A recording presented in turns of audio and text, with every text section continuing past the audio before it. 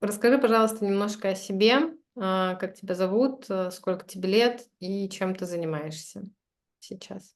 Меня зовут Катя, мне 38 лет, и я занимаюсь, это сейчас это очень сложный вопрос, но вообще я по образованию дизайнер и психолог.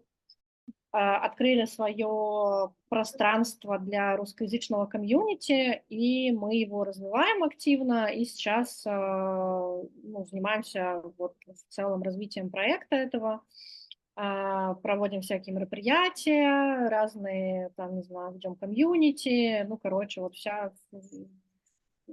Я не знаю, как назвать эту, эту специальность, но вот, в общем, сейчас я занимаюсь развитием проекта для интеграции, адаптации русскоязычного комьюнити в Валенсии. Вот. Мгм, мгм. Здорово, спасибо. Подскажи, пожалуйста, почему ты откликнулась на мой призыв пообщаться на тему расстройства пищевого поведения? Как эта тема с тобой связана? Ну, я откликнулась, потому что мне в целом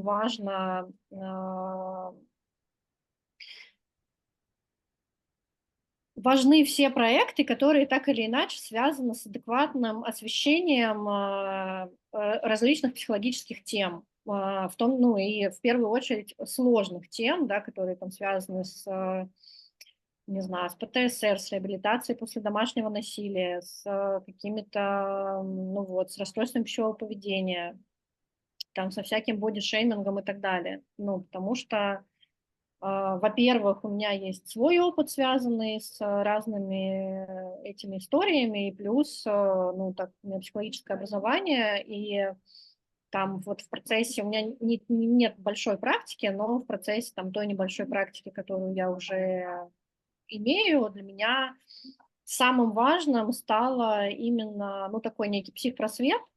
И, в общем, я сейчас им и в рамках вот пространства занимаюсь, и в целом там раньше я много писала онлайн, сейчас у меня просто нет возможности так активно вести блог на эту тему, но в любом случае для меня это очень такой ну, важный вопрос, и поэтому я готова вписываться в такие проекты, но мне они, правда, кажутся, ну, в общем, правда важными. А можешь немного подробнее рассказать именно про свой опыт, как ты с этим столкнулась? Я не знала ничего про расстройство пищевого поведения буквально еще, наверное, года 3-4 назад.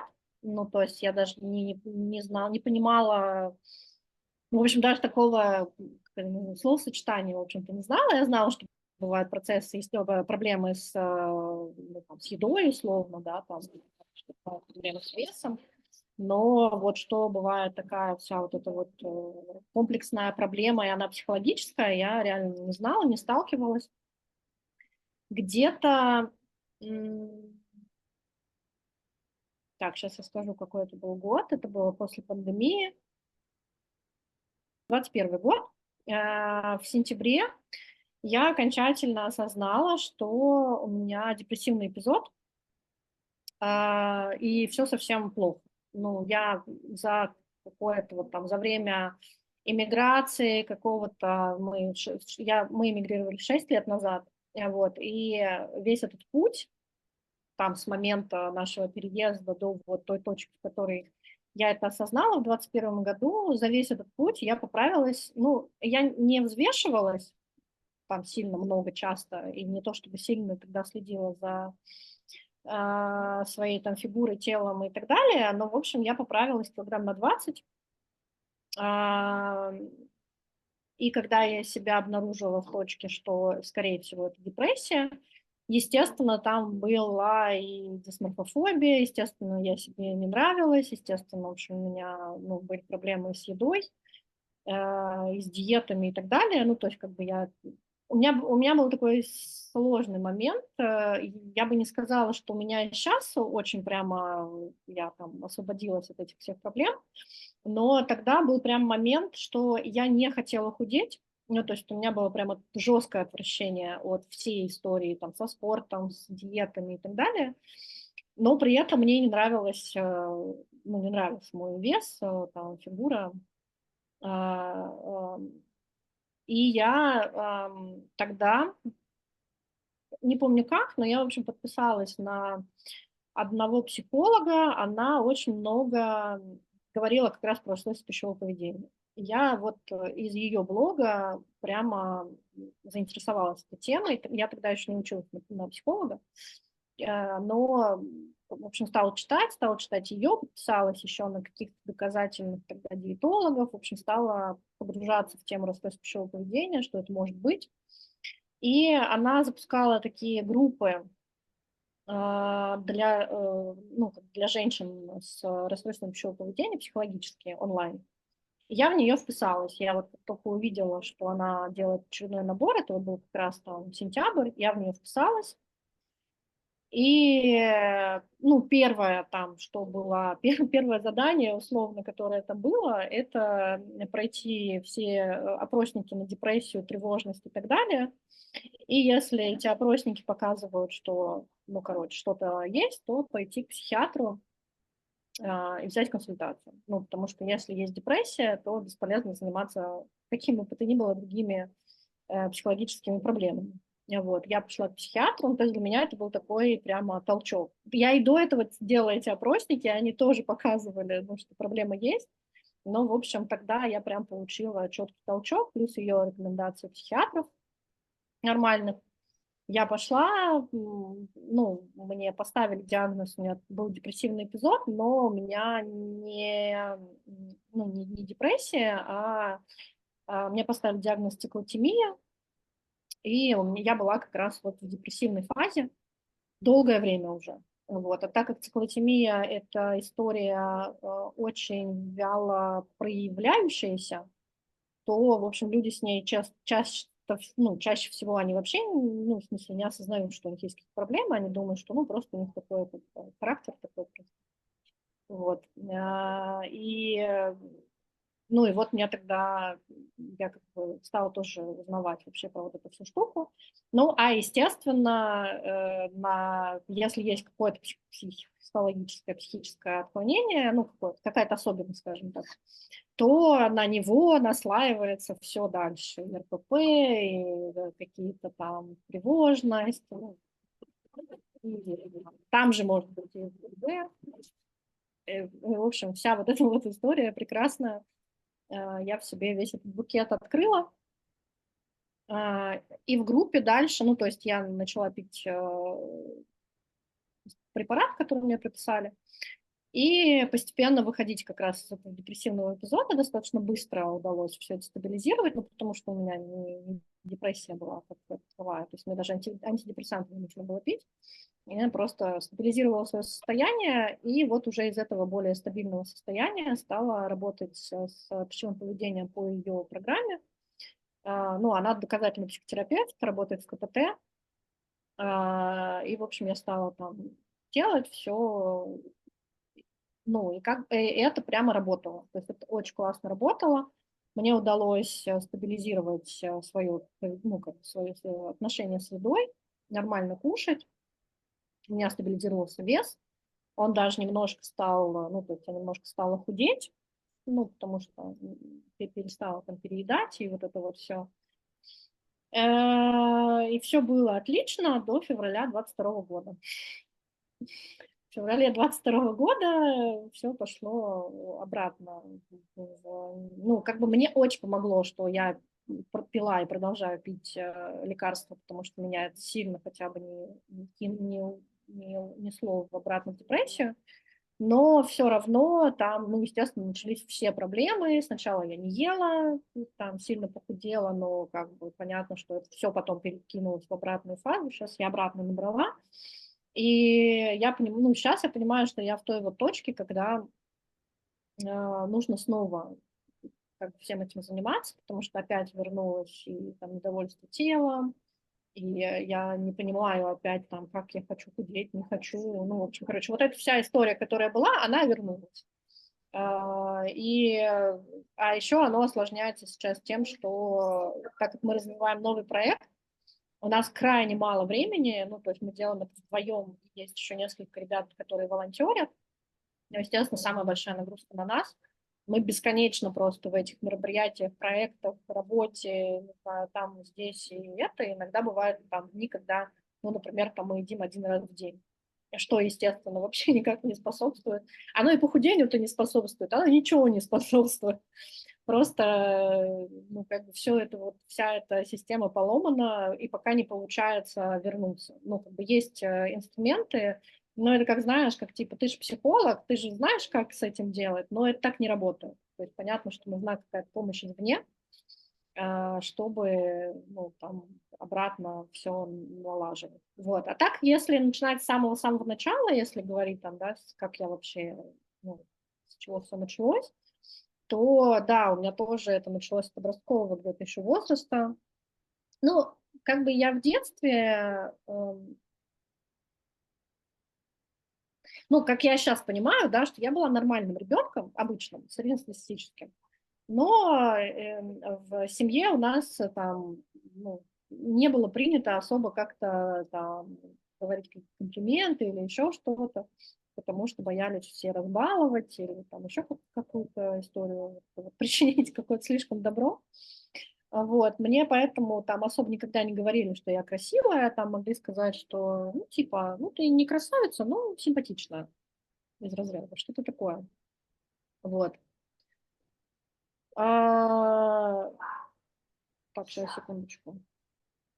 Ну, и как бы вот с детства была такая история. Потом в школе где-то в классе, наверное, там в 8-9 я стала меняться, ну, как бы тело начало меняться, гормональная вся эта история.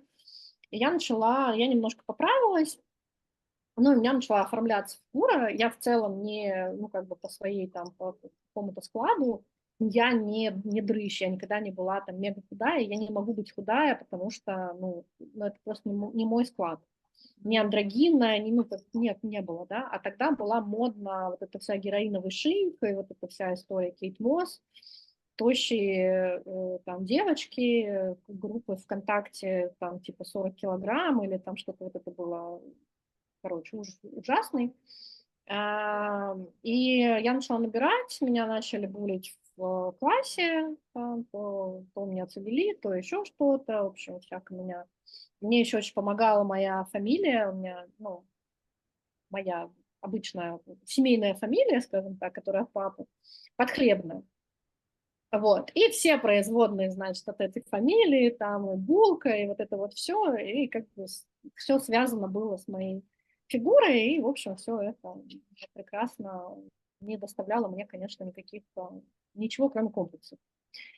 И плюс у меня мама тоже всегда была недовольна своей фигурой, она бесконечно худела, она тоже была, ну, такая крепкая, крупная женщина, мы все высокие, все такие, ну, как бы не худышки. Вот, но у нее не было там никакого ожирения, ничего, да, то есть она была просто крупная, ну, как бы такая там, статная женщина. Но она всегда худела, всегда были какие-то, не знаю, кремлевские диеты, еще какая-то хрень, еще там что-то, ну, короче, кефирные диеты Долины, короче, что только не было у нас дома, и я сидела на них тоже. Ну, то есть вот с подросткового возраста то мы кефир пьем, то мы еще что-то. Естественно, меня надолго не хватало, ну, там, типа дня 3-4. А, ну, не то, чтобы у меня как-то сильно менялся из-за этого вес, но диетическое поведение все, в общем-то, уже начало формироваться. И где-то, наверное, то есть вся эта ситуация, она меня тогда, ну, кроме каких-то комплексов, она у меня ничего как-то не влияла на мое поведение. То есть я не могу сказать, что я там начинала голодать, у меня не развивалась анорексия, например, или там булимия. Ну, то есть у меня вот этой истории не было. Ну, я ела, естественно, не очень правильно, естественно, мы как-то там, ну, то есть какие-то ну, там, не знаю, плохое настроение, поешь тортик, не знаю, там еще что-то. Ну, то есть это скорее были какие-то эмоциональные переедания, там, увлечение фастфудом. Ну, короче, какая-то такая подростковая, скорее, обычное подростковое пищевое поведение. Вот. Потом где-то, наверное, когда мне было лет 14, мы поехали первый раз вот в Испанию как раз отдыхать с мамой. Я получила тут какое-то внимание совершенно другое, не такое, как в классе. Ну, и у меня начало немножко меняться в голове, значит, что я там вроде как не такая толстая, не такая некрасивая. Плюс я, ну, насмотрелась на испанских женщин, которые, ну, у них нет этих проблем, ну, в основном в большинстве. В общем, они там совершенно без комплексов носили короткие шорты, а я там прикрывалась, вот эти все парео, вот это все мотаться, в общем, вот. При том, что у меня была абсолютно нормальная фигура, абсолютно нормальная, никакого лишнего веса у меня тогда не было, вообще ничего не было. Вот. Кроме комплексов навязанных. Но я, естественно, все равно продолжала себя чувствовать толстой. Где-то лет в 20, 19-20, наверное, когда произошел очередной гормональный переход, я похудела. Достаточно как-то, ну, буквально так в одно лето похудела.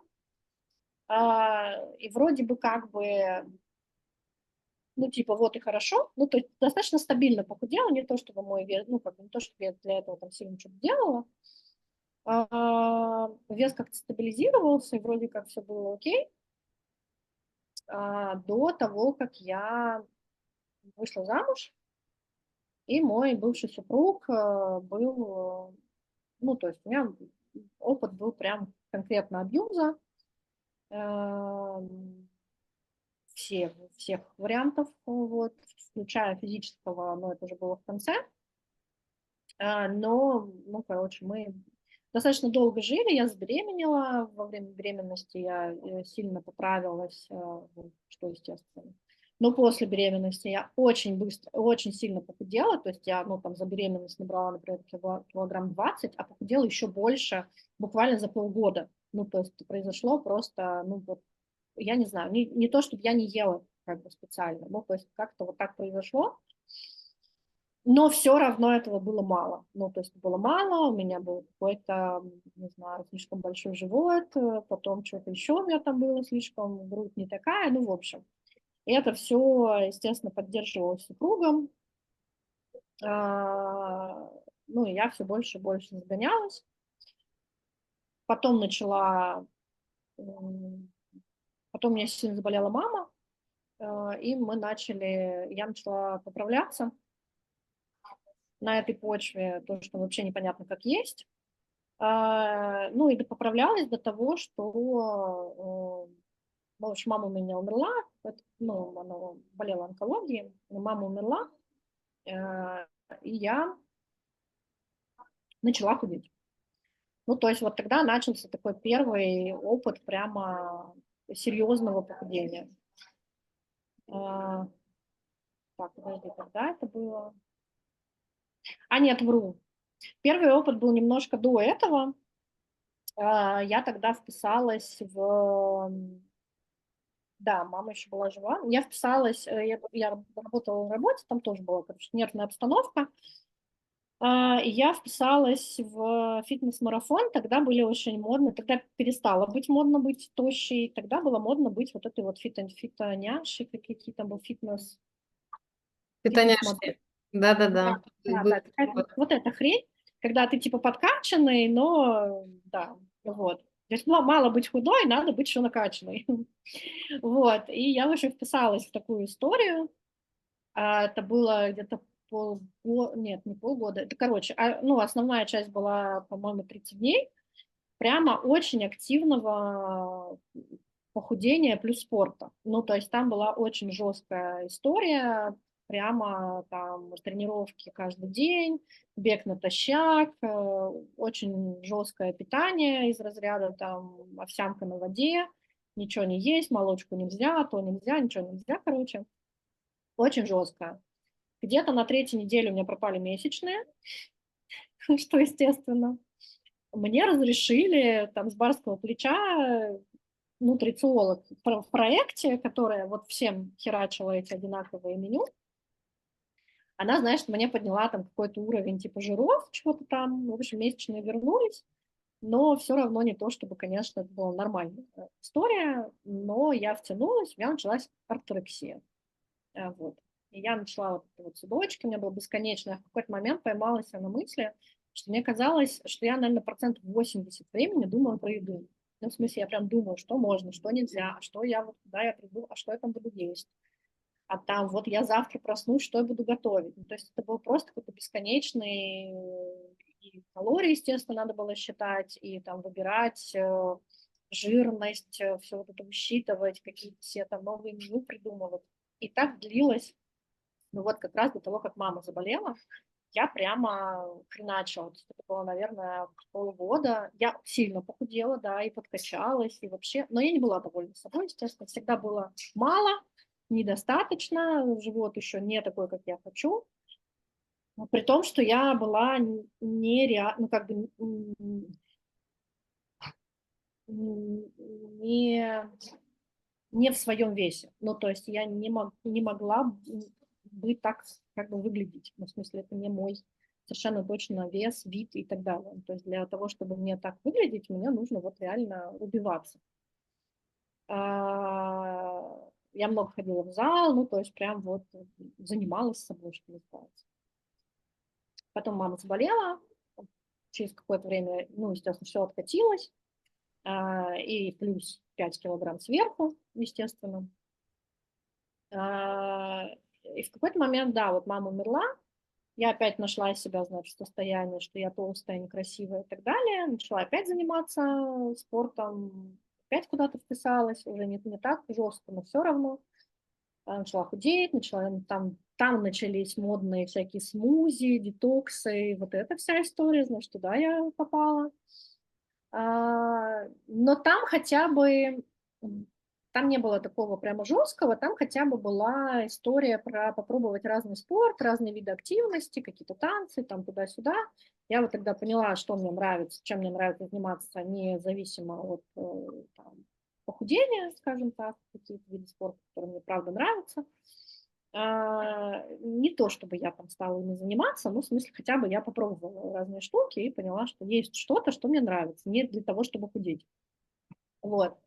И в конечном итоге, не то, чтобы я сильно похудела, но, в общем, я в какой-то момент, я таки дошла до истории с психотерапией, перестала заниматься вот этим, вот, да, а как-то.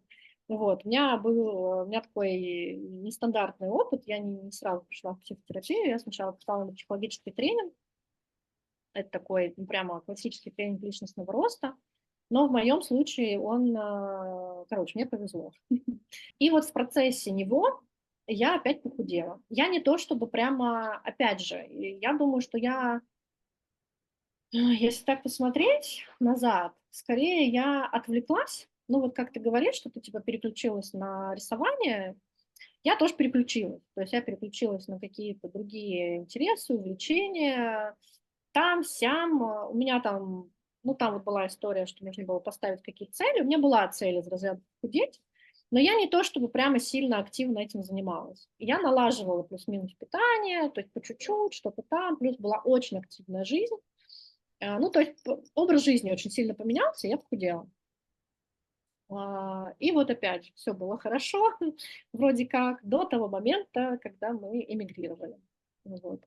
И тут тоже в начале все было вроде ничего, пока продолжалось, ну, какая-то вот мы выезжали на вот этой эйфории, там где-то первый год, при том, что у нас был очень жесткий опыт. Мы жили в беженских хостелах, ну, то есть мы переезжали как беженцы, и, ну, опыт был прямо очень жесткий, травмирующий.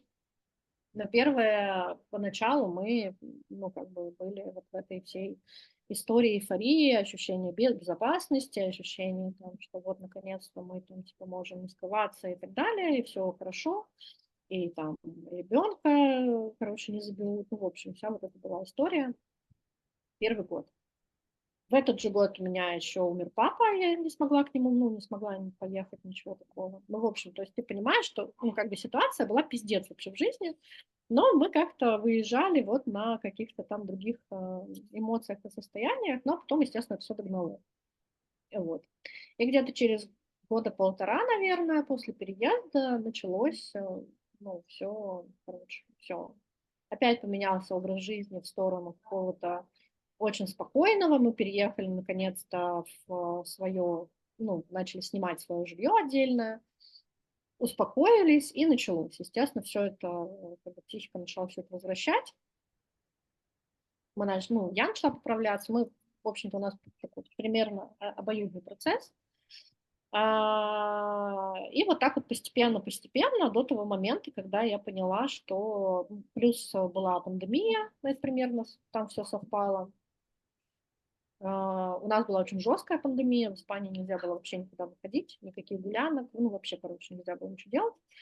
И так месяца 2,5, по-моему, это все продолжалось. Потом по чуть-чуть начали, значит, ослаблять, но все равно. То есть это был такой очень жесткий период, когда мы просто сидели дома и ели.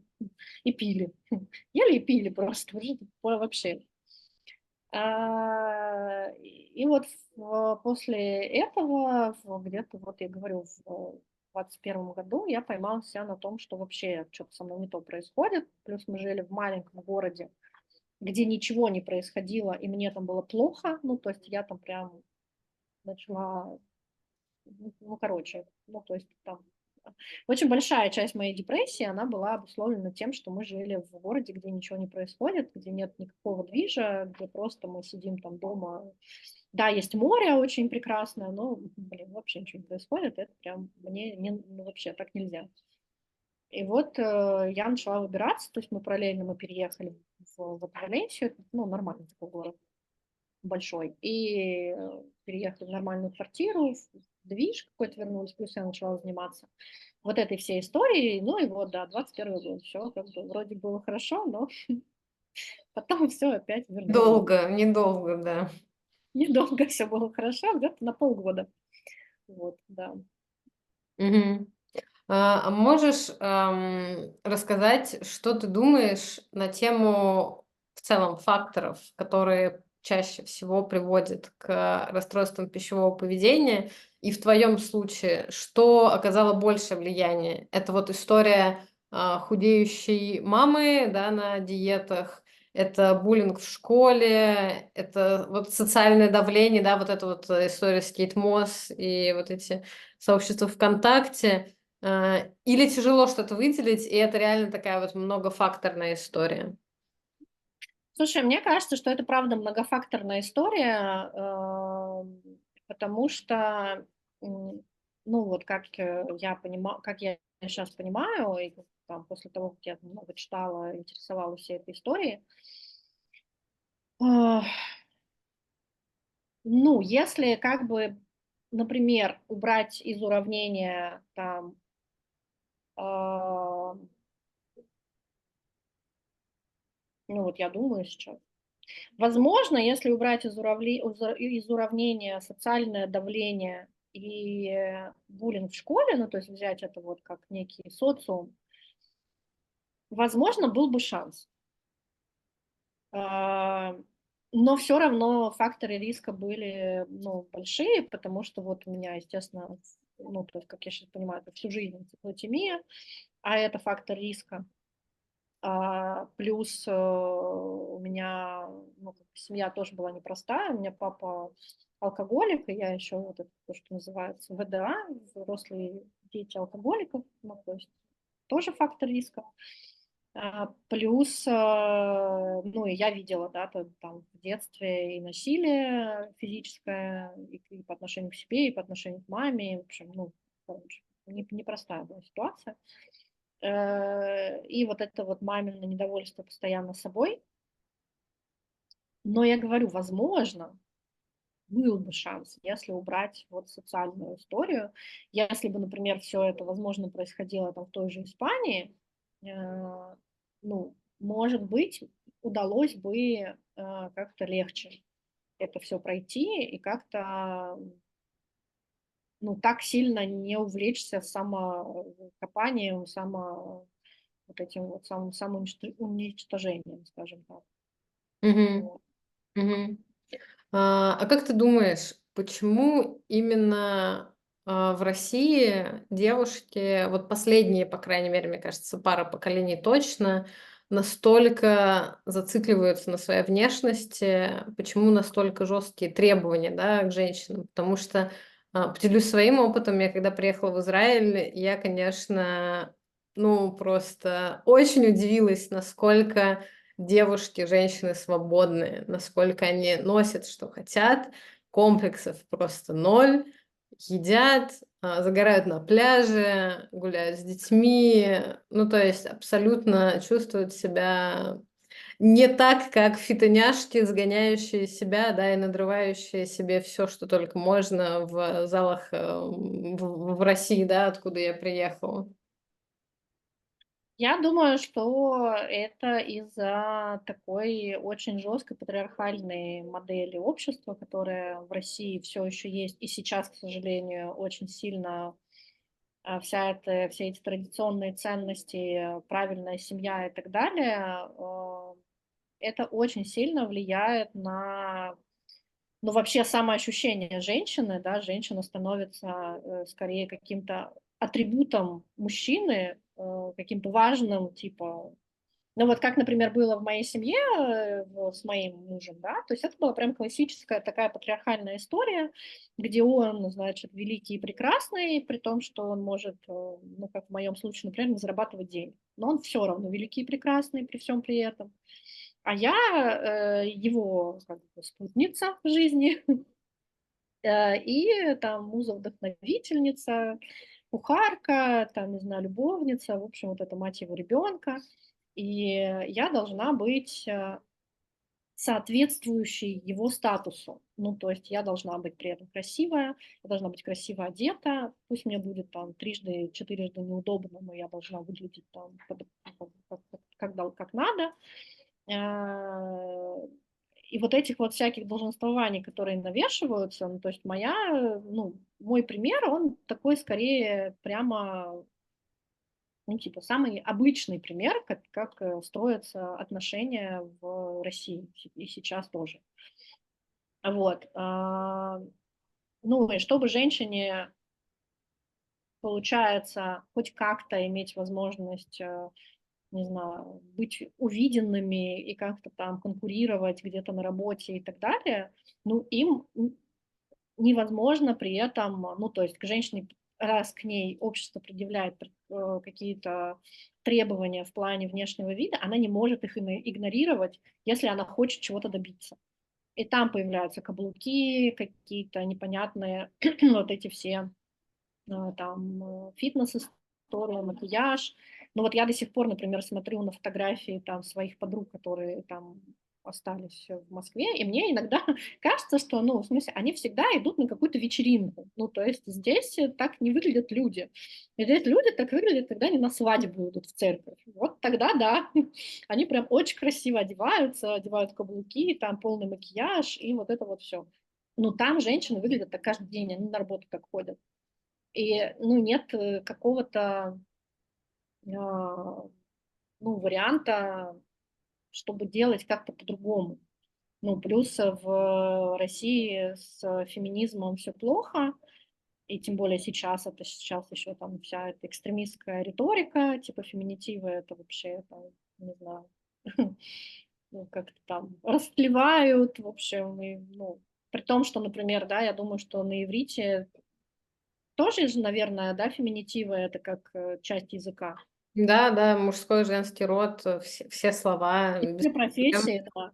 Да, Ну, нету среднего, то есть есть либо мужской, либо женский, вот именно как род, да, в языке, но без проблем, да. ну вот в испанском языке тоже так, и то есть это норма жизни, да, то есть это изначально подразумевает, языковые нормы подразумевают равенство, ну, то есть нет какой-то истории.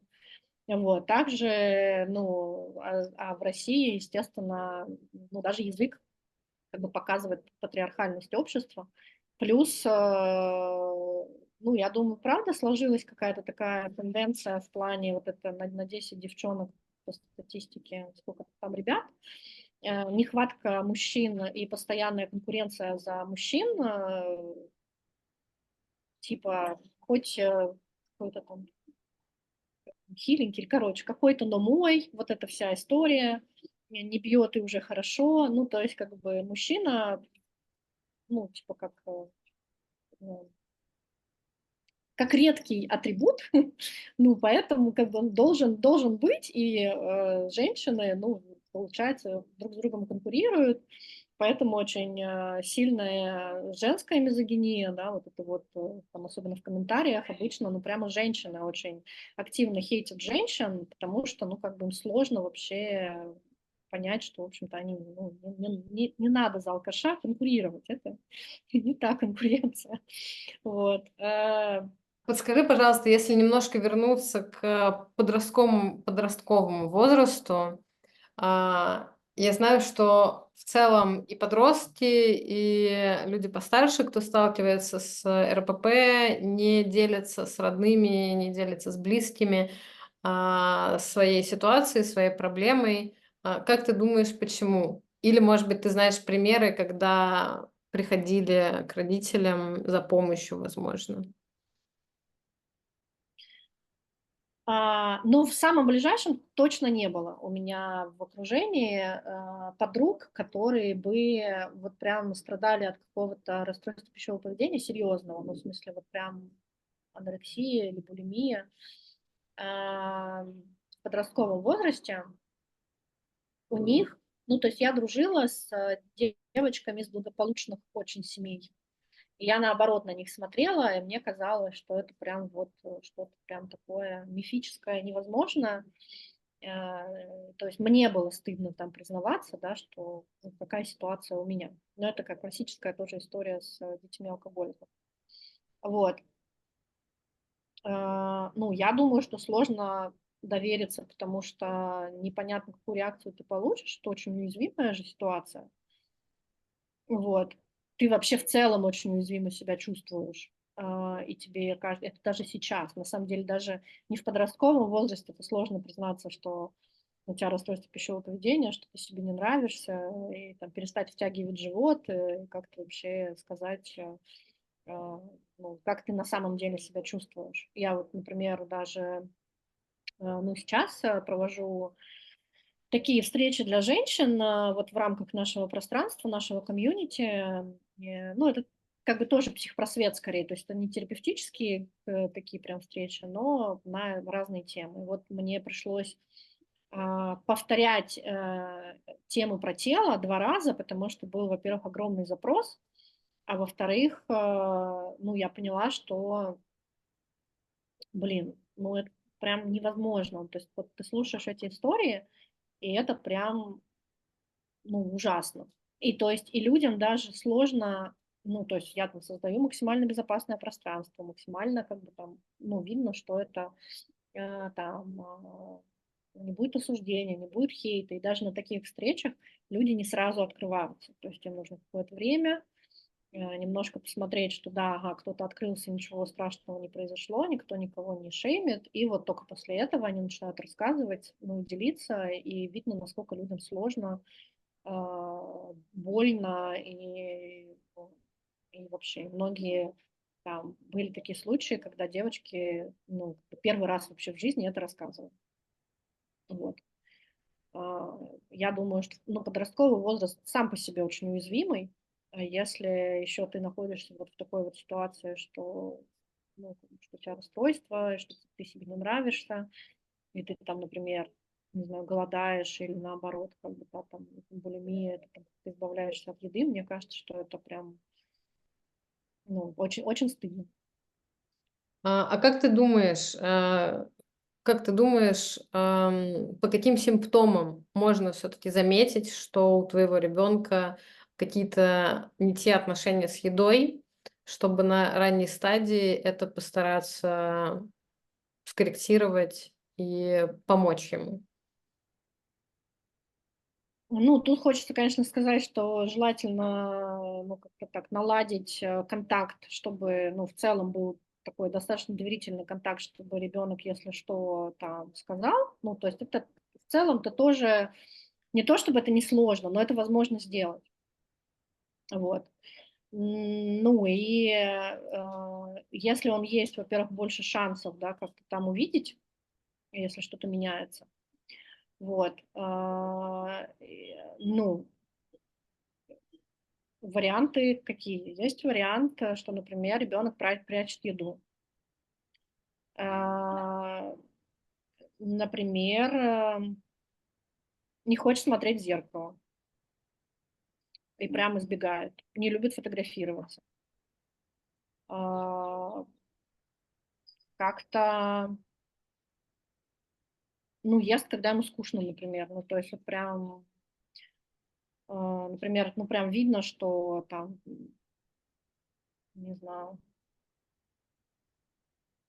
Ну, то есть прям очевидно, что он не голодный, а прямо вот, ну, типа, надо что-то пожевать, потому что при этом он там не может чем-то заняться. Ну, что это еще может быть? М,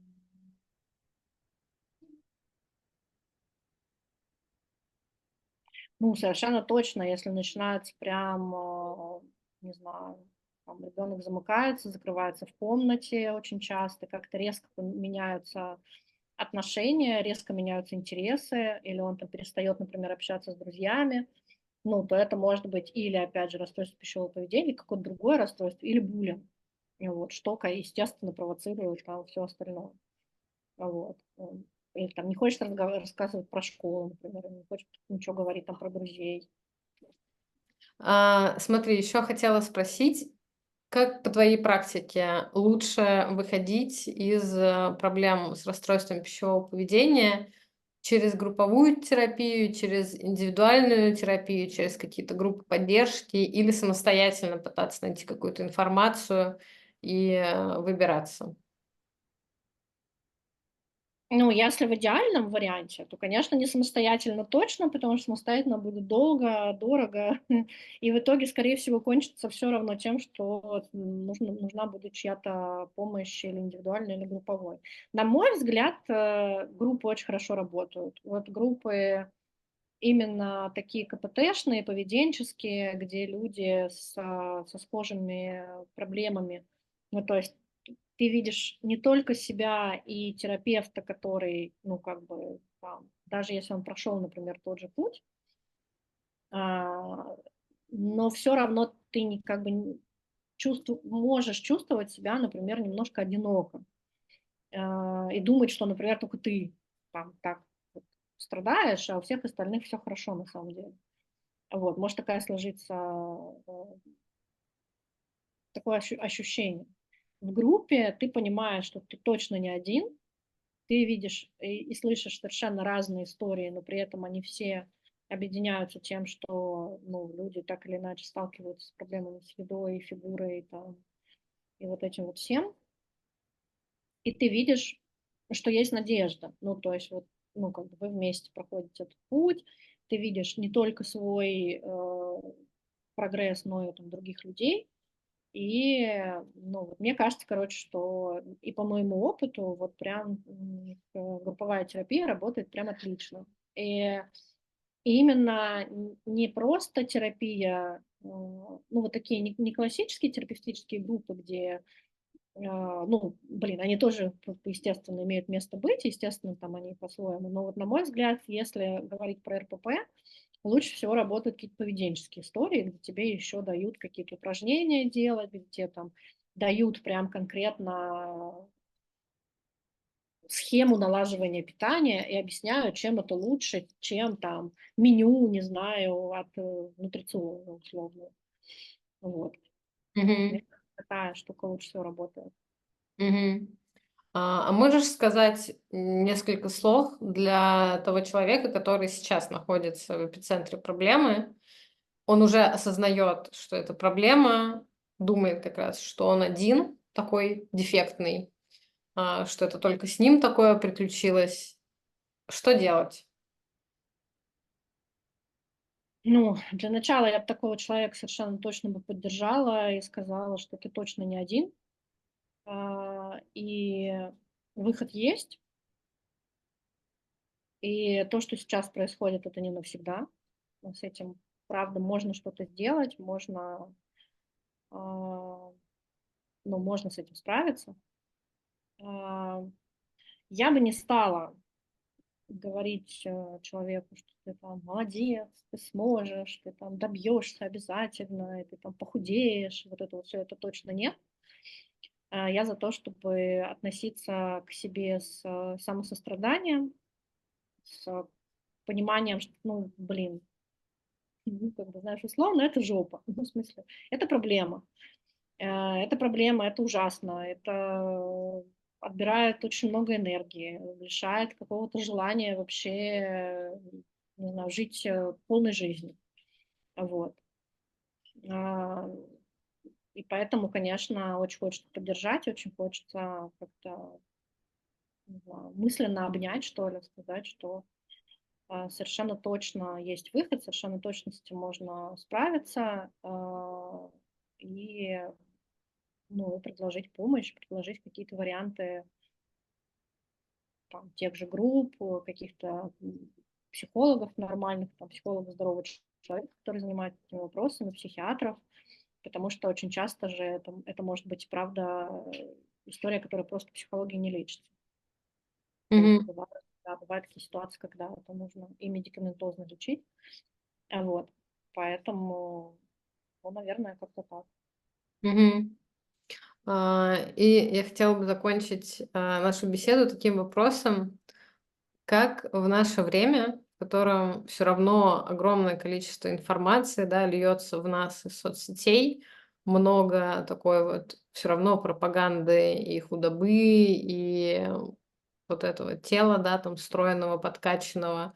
Как не скатиться в орторексию для начала и дальше уже последующим, более клиническим случаям, и сохранить какое-то трезвое отношение к себе, и к телу, и к еде, и к калориям.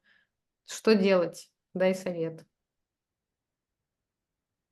Ой, это прямо такой вопрос. Что делать? Ну, можно начать с того, чтобы почистить информационный фон, создать себе здоровое и информационное, и, ну, такое, как визуальное здоровое окружение. Больше, ну, например, отписаться от всех блогов про похудение, от всего вообще, от всех нутрициологов, желательно вообще можно от всех, на самом деле, диетологов.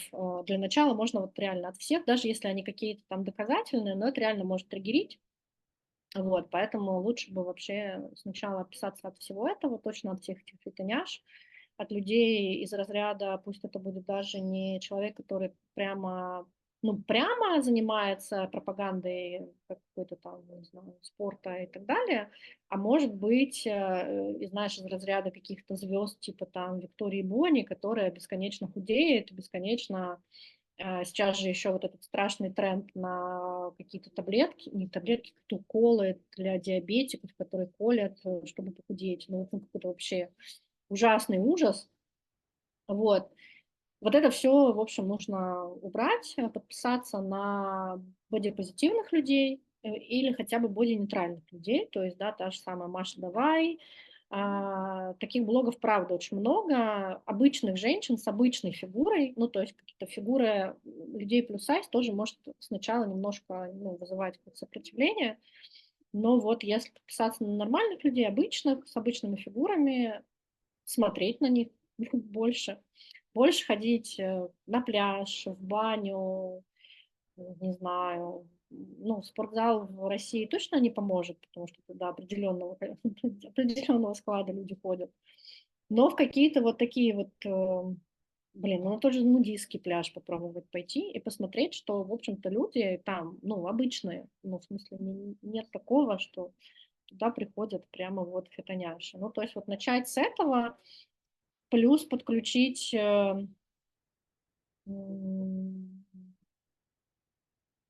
ну, заниматься, опять же, каким-то своим самообразованием.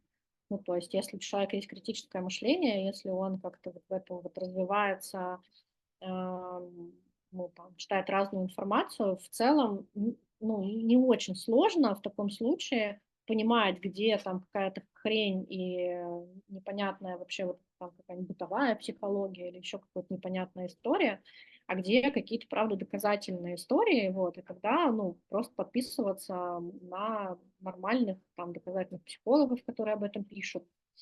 А, Потом уже можно и на доказательных диетологов, нутрициологов и так далее, они же тоже есть.